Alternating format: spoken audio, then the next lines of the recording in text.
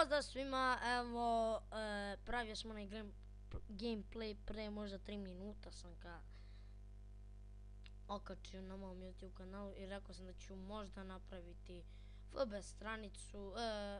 stranicu i napravio sam je, evo, Ludi Haker, tek smo je napravili, morat ćemo polako. Mislim da ćemo samo ovo staviti, a za ovo ćemo morati da pravimo, ali sada nemam Photoshop trenutno, a i mrzim je da skidam i onda neću neko vreme ovdje neće biti, pa ću posle staviti. Nema, znači, mislim da nema nijedne slike, ništa, znači, pa eto, znači, tek sam je lakše rečeno, tek što sam je napravio, znači, moram lepo sve da uradim.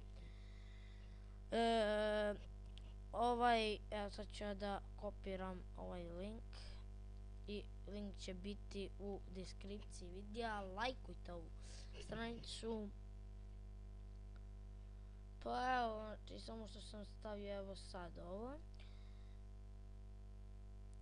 ovo imamo, znači 0 sviđanja, ovo jedno sviđanje, nemam pojma nije, imamo 0 sviđanja, ali mislim da ćemo do kraja godine da imamo jedno 2-3 ja mislim, ne znam. Ime kanala razmišljam da promenim, sad ne znam kako da promenim.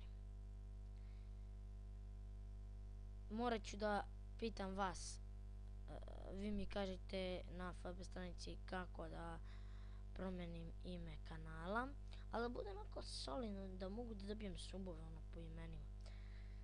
Ne znam stvarno, vi mi kažete. To je bilo to za ovaj video, video će se zvati FB stranica i